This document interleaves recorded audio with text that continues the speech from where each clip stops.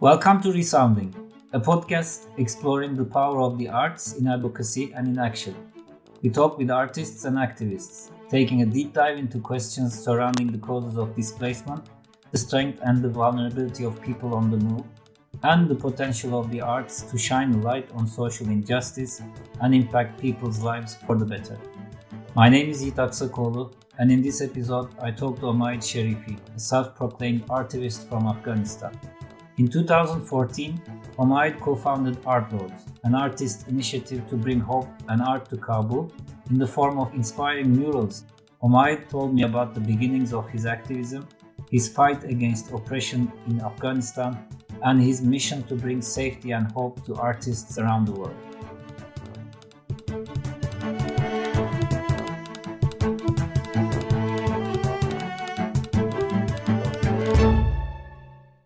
Welcome, Omaid. Thank you for accepting our invitation and joining the show. Good to be here. Thank you for having me. So let's start with the most striking word from your CV. What is an artivist?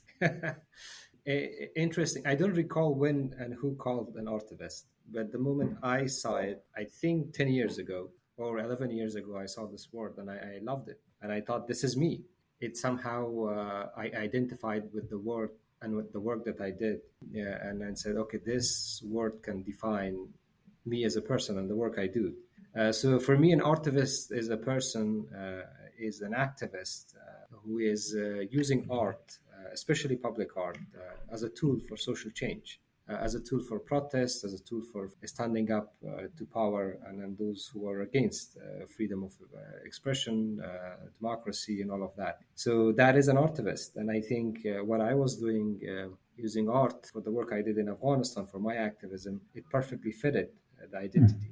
Mm-hmm. Were you an artist by then became an artivist, or were you an activist and became an artist? Yes, I was an activist. I think I have been an activist all my life. I started being an activist on the streets of Kabul when I was 12 years old. So I think that started. And then when I realized that there are very creative tools that I can use as an activist, and one of them is art, which is powerful, then I became an artivist. Uh-huh. So how did it happen? What did you do first when you were 12? Well, looking back at the history of Afghanistan, I think a lot of your audience might know, I was born in the middle of the Soviet invasion of Afghanistan. So it is the 1980s, mid-1980s. The Mujahideen, which were the freedom fighters at that time, they had started a fight against the Soviet-backed government. So I was literally born in the middle of a war, which was an invasion, and also on the other hand, a lot of brutality and violence, which were backed by the Mujahideen and the Taliban. So growing up in that kind of an environment, you see a lot of injustice, you see a lot of violence, and you see a lot of poverty. And all of that combined has made up my experience of growing up. And at a very young age, I had the responsibility as the oldest son of the family to contribute to the household. And this is what every kid my age would be doing in Afghanistan if you're the eldest son or if you're the only son of the family. So from that age, facing all these hardships and traumatic experiences, then you strive for something other than that, an alternative, which is a peaceful society, which is a piece of bread for your family and for your countrymen, which is a life with dignity, which we did not have in the last 40 years. So I think that is how it started. And at 12, I started working on the streets of Kabul, selling cigarettes, biscuits, cakes, whatever I could, to bring a loaf of bread back to my family and help my father, which he was also shot by the Mujahideen. At that time, he was a police officer, and the Mujahideen shot him. So that's how I come to the streets and experience everything firsthand. And I wanted to change that. I think that was not okay, and still it's not okay. Very sorry to hear about your father. How did you find yourself as an activist then? I think it's very easy to be an activist in Afghanistan because there's so much wrong happening. And if you make a stand against any of those wrongs, if it is the nepotism, if it's the corruption, if it's the corruption of the political elite, if it's the injustices that's done in the name of religion, in the name of different ethnic groups. So if you take a stand, and I think you can do it every single day, because those injustices starts from the families, from the villages and the communities and at the national level. So I took a stand, and that stand started within my family, within my community, and then at the national level. First, by standing up against the brutality, the breaking that cycle of violence, what the Mujahideen, which were backed by the United States and the Pakistanis, ISI, and the Saudis, what they did to Afghanistan was not okay. What the Taliban were doing in the name of religion was not okay. What the American invasion did to Afghanistan was not okay. What the Republic elites, the corruption that they did, the incompetence that they had was not okay. So I stood up against all of those. And I think it gave my life a purpose to somehow be a voice for a lot of people who did not have a voice against all these injustices that were happening. I went to school. I actually went to a German high school in Kabul. It was one of the good schools. I started my protests and then becoming part of groups that organized protests when I was at school. It was the high school years where I actually actively got involved with going on the streets, standing up, and then organizing protests. So I think those are the defining moments of my life where I saw the power that I have to organize people, to bring a lot of voices around a common cause and take a stand. So I think high school years were very important for me. Once we were on the streets protesting, then it continued in different shapes and forms. The first time which we actually started, with my friends, we started an organization was called Salah Foundation. Salah is an Arabic word for compassion. We started this organization just out of compassion and humanity to help Afghans, because those times when the American invasion happened and we are all young, so the people thought that everything will be done by the foreigners. They're bringing a lot of money. So we had lost our sort of the culture of helping each other, the culture of cleaning up the streets, the culture that we were a poor country, but we were a poor country with dignity. So we were doing a lot of stuff ourselves for free, voluntarily. And then when the Americans came in, a lot of that culture had changed. So after all organizing those protests in school, when I was graduated from high school, we started this organization to help Afghans in need. We called it Salah Foundation, and we went to help victims of earthquakes in 4 areas of Afghanistan, cleaning up the streets of Kabul or distributing masks for the people. And these are the years of 2006 and 2007, where we were very young, 20 years old, and then having this organization. And we funded it through our own resources. So we would contribute a sum of money to this organization. And I think that also helped me understand that by coming together and putting a bit of resources, we can help a larger community, which are mostly in need. And then sometimes people were not looking beyond the major population areas in Afghanistan, like cities Kabul, Herat, Kandahar. Once you go to the other villages and other far parts of Afghanistan, the needs are big. And with a little bit of attention and money, you can change a lot of lives. So that proved to us when we were doing the Salah Foundation work. So that is how it gradually, from high school to Salah Foundation, and then until we reached a moment that I have established ArtLords. So that has been a journey.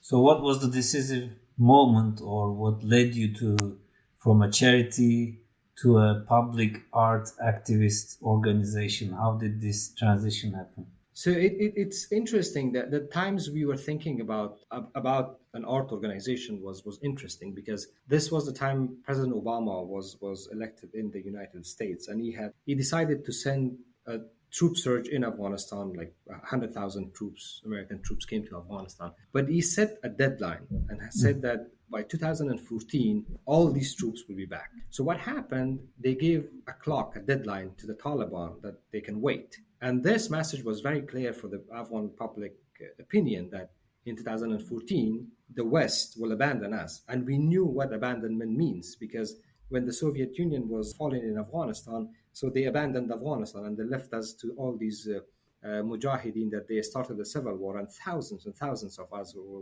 were killed. So that abandonment was in the back of our minds. And when Obama said 2014 we're leaving, So every Afghan thought, okay, that time will come back, that the civil war will start, the Taliban will come, and all these warlords will destroy this country again. So this is the backdrop of when we decided to do something that gives a bit of hope for the people. And at the same time, what is happening in Afghanistan is the security industry is becoming so powerful because, this is a huge business in the United States, all parts of the world, selling guns and armory and all of that. But in addition to that, they had these blast walls. The blast walls are very tall, 8 meters, concrete and steel. And each one of those are cost, I think, $1,500, like each of these walls. And the whole country, Afghanistan, especially the major population areas, were covered with these blast walls. First, it's a huge amount of money that you're investing on concrete and steel. Secondly, it had completely changed the face of Kabul city. A city that I was born, raised, educated, living. I lived all my life in that city. So for me, that hopelessness in the eyes of the Afghan people, and also the suffocating blast walls covering the whole cities, gave me a feeling that we are living in a prison. It's a prison that we know in a couple of years it will turn to be another civil war place. So that sparked the idea that, okay, first, let's do something that gives hope and also brings down the walls. Two things. And then we started ArtLords. And ArtLords was that we will get buckets of paint and brushes and we will go and we will paint these walls, the blast walls. We will bring them down by painting them because you could not actually bring them down because all these are security people with guns sitting on them. So we would paint them, and we would paint them with messages of hope that gives people the inspiration, the motivation, the engagement that this country will not be doomed after 2014. And the third thing that we did was we would engage everybody to paint it. So that was also gave them the ownership that if this is an open canvas, this is an opportunity. If you're painting something and it's hopeful, it's also about the future of the country. It's painted by the people. Somehow that engagement, that ownership gives a bit of hope to the people because at that moment of time, the Afghan people, the ordinary person in Afghanistan, they did not have any engagement, any ownership of anything. The government was installed by the Americans, paid by the Americans. The government did not have any responsibility towards the citizens, no accountability, no transparency, corruption happening with the international community, with the Afghan government. So for millions of Afghans, I think when we started it in 2014, this was a spark. And they would not believe it that this is done by Afghans because, like me, long hair, standing on the street of Kabul painting, they would come and speak in English with me. I've said this many times because this was so disappointing for me that they would speak in English with me. They thought these are foreigners who are doing this. And I would speak back in Pashto or Farsi or in our national languages. And they would say, "Oh, you have one?" I say, "Yeah, I've never left this country, never in my life." So that's how we came to start ArtLords.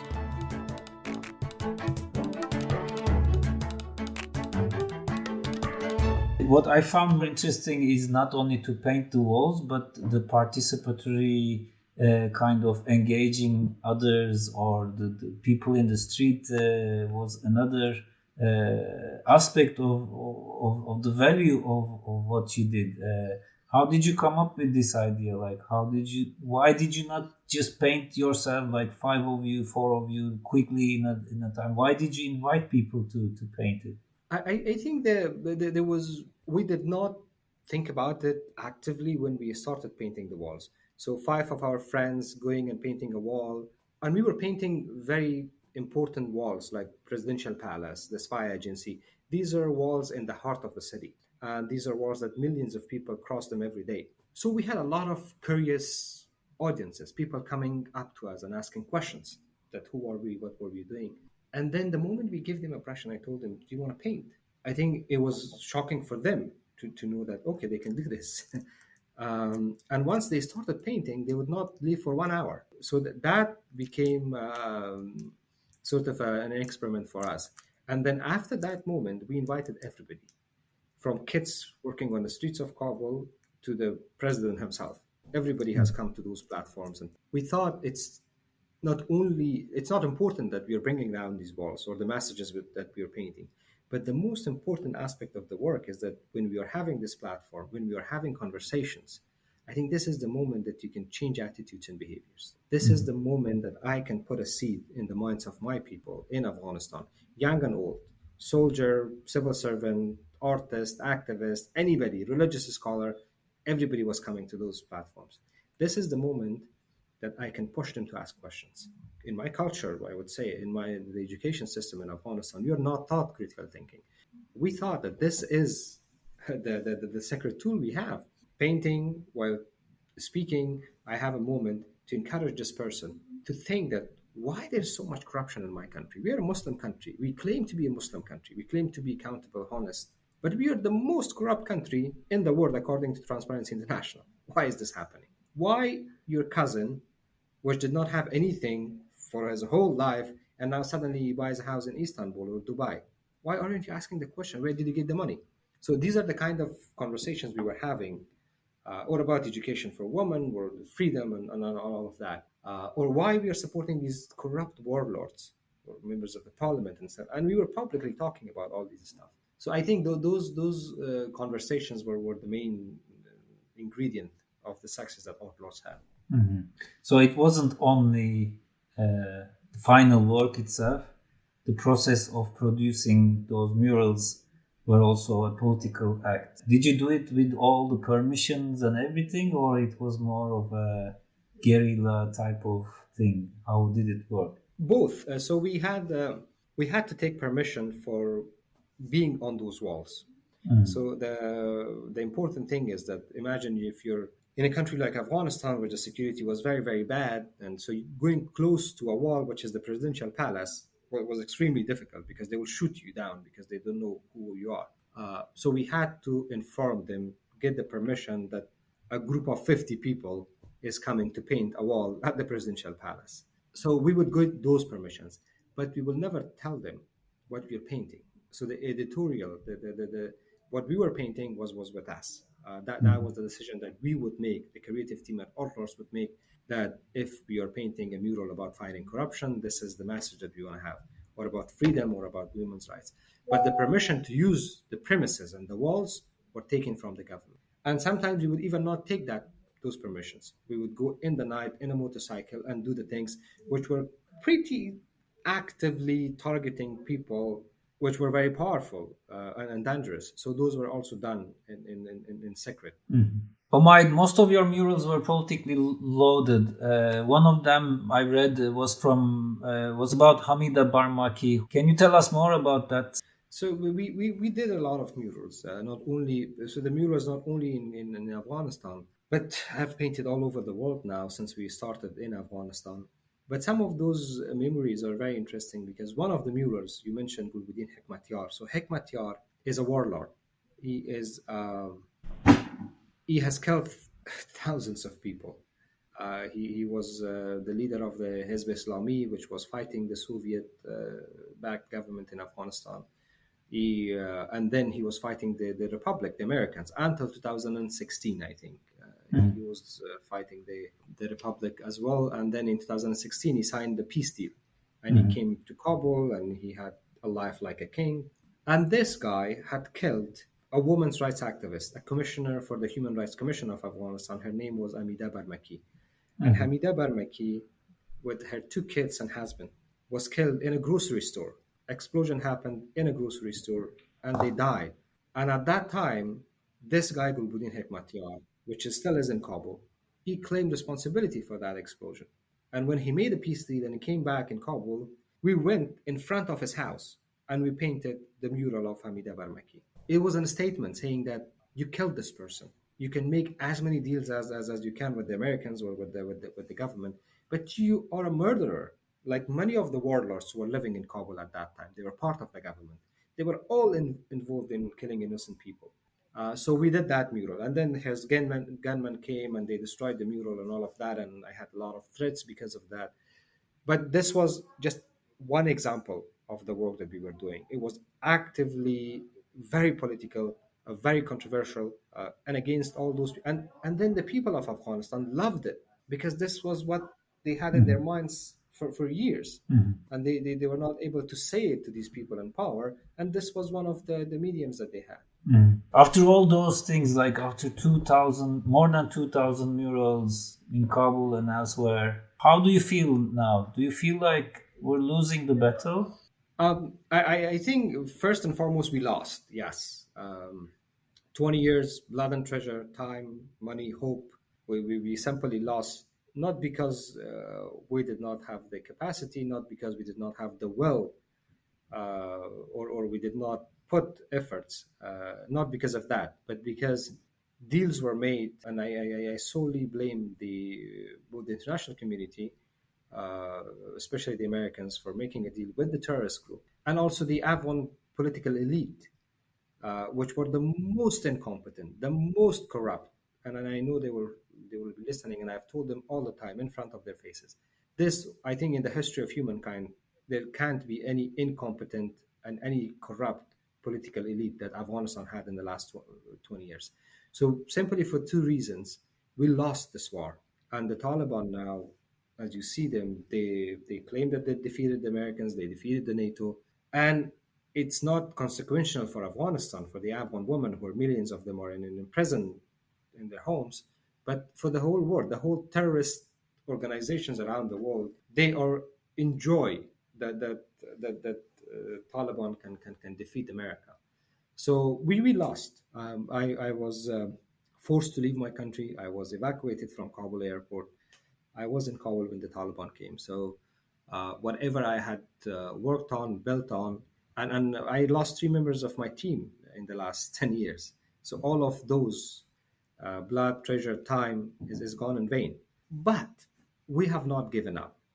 So we are picking up our broken pieces, standing up again, because this is a long way for freedom, and it requires time, efforts, and there are a lot of setbacks. But yes, so getting out from a losing position and then continuing the work, it's hard, it's traumatic, it's distressful, but we have not given up.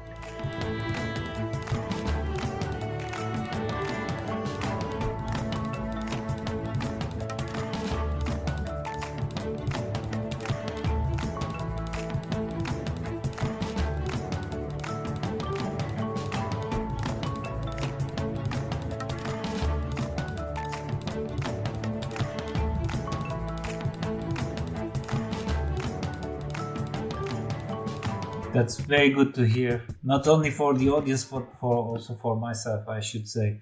So, just like you said, you are evacuated from Afghanistan, and now you're based in the U.S. So, what's it like, life of an artivist in exile? Look, I this is the first time I've lived outside Afghanistan, so it's very hard. I feel when I try to explain this to my friends, it's like I I feel like a tree which was acclimated and was rooted in Afghanistan. That's the way that I was growing up. That's the things I knew. That's my identity. That's my homeland. And now I had to pick up all my roots and now plant myself in another country, which I don't know the weather even. It takes me a long time to get acclimated with all the weathers and all of that. So it's hard. It's not easy. It's tough. But at the same time, I'm also grateful because one of the reasons I left is that I have this voice right now. If I had stayed behind in Afghanistan, either I will be killed first because I've done a lot of work against Taliban, or I will be in prison because a lot of my friends are in prison and are getting tortured, or I would never have a voice. I would never be able to work or talk or do anything. So right now I have all of those. I'm grateful I have a house. I'm grateful my wife, my family is here with me, and I'm grateful that I continue doing my work. I'm not only helping myself, but I'm helping 25 artists inside Afghanistan. I'm helping evacuate dozens of artists to safety. I'm helping Afghanistan cause to be on the front line of news and on other issues, which is very difficult to do. So that for that I'm grateful. But it takes a huge mental toll on myself. Yes. Mhm. Mhm. Are you keep on producing, like doing murals in the US or elsewhere, or this is left in Afghanistan too? We continue doing work. We continue painting murals, not only in Afghanistan, which we continue having our offices. We have two offices in Afghanistan, which works with the artists. It's not in the same shape or form that we did in the past, but we have our ways of dealing with this. We paint murals in North America, in Canada, in the US, in different states and cities. We paint in Europe, in different states and cities. So the work has this dark chapter incident in our history. It has helped us expand. So ArtLords is now doing a lot of work at the global stage with different artists and organizations and partnerships, which I'm grateful for. We have the opportunity. We did not let the organization die down. Hundreds of organizations who had started in Afghanistan are no longer active because of the circumstances and lack of resources and all of that. But we have kept ArtLords alive. We have never ever stopped one day. So that's a blessing, and that's what I'm really proud of. We ArtLords has an office in Kabul, actually two offices in Kabul at this moment. We have an office in Virginia in the United States. We are working on opening a space in Toronto, Canada, and we have started a small space in Istanbul, Turkey. Really working with the refugee artists, especially the Afghans, and also trying to find ways that we could promote and protect Afghan art and culture. Because at this moment, any expression of art is banned under the Taliban. And we know what the Taliban did last time they were in charge in Afghanistan, blowing up the Buddhas of Bamiyan, looting the Kabul Museum, which the Mujahideen did as well. So we had made some achievements in the art and culture arena in the last 20 years. So I'm afraid that it will be lost. All of this will be lost. So somehow somebody has to do something about it. And I think that organization is ArtLords, that we will protect, promote Afghan art and culture. We will protect Afghan artists, and we will try to find ways to help Afghan art and culture. How are your friends, colleagues are working in Afghanistan under Taliban? How are they able to produce? The women are working at home. The female artists are working at their homes, or when they're coming to our offices, we try to make sure that they are separate from the male artist. That's the rules of the Taliban. But mainly they work at home. They produce good artworks, which we in turn try to get it out of Afghanistan for our exhibitions outside. We have taken out at least 200 pieces of artwork from Afghanistan so far. And also the male artists, they can paint, they can come to the offices regularly, but mostly the paintings and the topics of the paintings have completely changed. So they're not painting faces and humans anymore. It's becoming villages and trees and stuff like that. But in secret, they're painting all their emotions and what they feel in these dark times of the Taliban. What are the challenges you think they are facing back in Afghanistan? I remember a very sad scene where Taliban burned quite a number of instruments and collected instruments from musicians and so on. So on the challenges that our artists face in Afghanistan, I think the most urgent one is the security and safety. Because the Taliban, they're not accountable to any international law or any law of the country. They're a group of terrorists, religious brainwash. They just can pick you up anytime, put you in a prison, torture you, or even kill you. So they're not accountable to anybody. So their safety is paramount. They're really scared. They're really afraid that at any moment a Talib soldier can pick them up and put them in prison. So that's first. Second, I think resources. Most of our artists are almost starving because there's no jobs, there's no money, there's no resources, and it's very difficult to find resources. And they all of them feel that they are in open prison. So you cannot get out of your country, you cannot get a visa, you cannot get a passport. You're just simply in a prison. That the Talib tells you what to think, what to paint, what not. What to listen to, what not, what to wear, what not, what kind of beard you should, all of that is happening. So it is an open air prison that they're living. This is so unfortunate to hear similar things. Friends, colleagues are going through back in Turkey due to a similar name, even, let's say. The Turkish government as well, without mentioning the name, also trying to do the same, like not as brutal as they did in Afghanistan, but they are attacking arts and culture from every point they can. Why do you think all authoritarian regimes are targeting arts and culture as soon as they can? I think art gives hope. Art gives people the inspiration and the hope to think about beautiful things about themselves, about the future of their children, about future of this country. I think art inspires and encourages you to think critically, to ask questions. And the authoritarians, they don't like when people are smart enough to ask questions. Um, so the first thing that they try to limit is art and culture. I think the Renaissance in Europe happened because of art. So a lot of these look at the Taliban. The only thing they are afraid of is art and women of Afghanistan. So it tells you a lot that the terrorist group that claims that they have defeated the NATO and Americans, but they are afraid of a person who is painting a wall.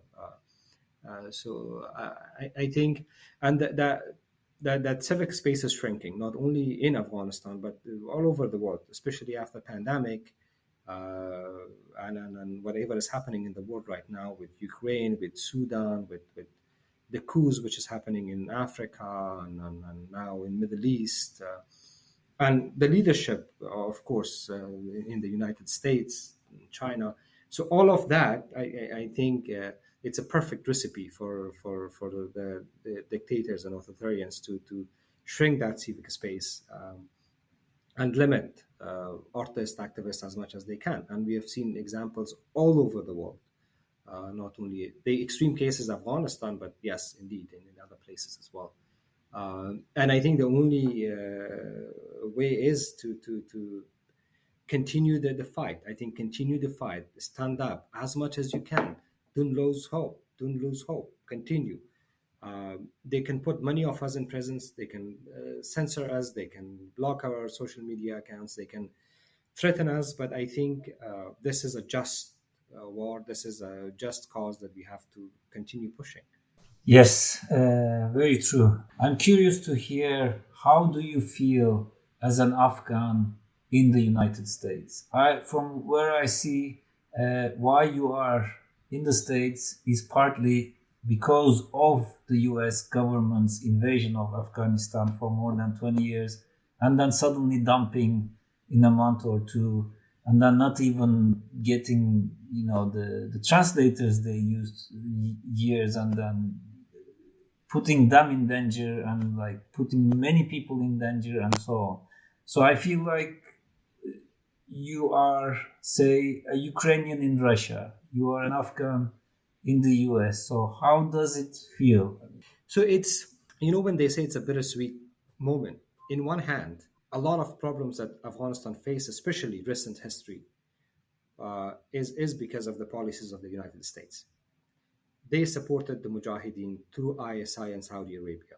They defeated the Soviet Union. And at that moment of time that we needed the US, they completely abandoned us and left us to those wolves. So that is the biggest mistake the Americans did. And then when the Taliban came in, US did not care until the Taliban attacked 9/11. And that is the moment they came in for their own benefits. Thousands of Afghans have died, thousands in the last 20 years. But at the moment that they got tired, the moment America got tired, they left. And they just abandoned Afghanistan once again to a terrorist group. So I think this is the biggest shame in the history of not only the US, but humanity as well. How can you leave the whole country to the mercy of this group of people who just, women, they do not recognize women as human beings. They just degrade them to their homes and imprisonment and just make more children for them. So I think it's a big shame. History will remember this always. And for me, as a person, it's very difficult to live here, to come here, but at the same time, I don't have any other option. As an Afghan with an Afghan passport, nobody, none of our neighbors, the Islamic world, nobody cares. Nobody will give me a visa. But the Americans took me out of the Kabul airport, or else I would have died. So I think I found refuge here despite all of those experiences. There was no one else to help. So now it's very hard to live here, but at the same time, I'm grateful because I have a space that I could work and continue doing my work. So it's a challenging, the life of an Afghan artist. It's extremely challenging on which lesser evil to choose. Yeah. Yeah. What's next on your agenda? I think I'm very hopeful. I'm hopeful. I wake up every morning and I have a purpose. I want to help my countrymen. I want to help artists and activists all over the world who are facing oppression, who are facing censorship, who are facing war.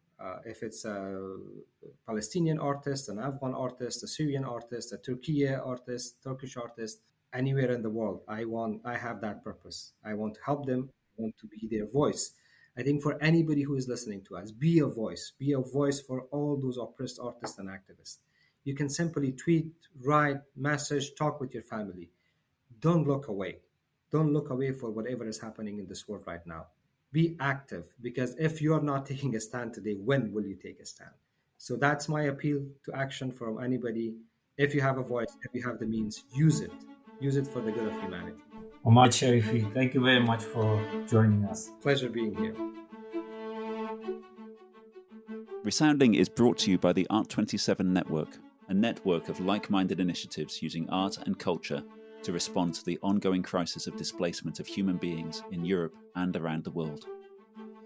To find out more and to join our growing network, you can visit our website art27.art or follow us on Facebook at Art27. This podcast was produced and edited by Ed Holland. The theme tune was written by Matteo Gillespie in collaboration with Synca. Thank you for listening.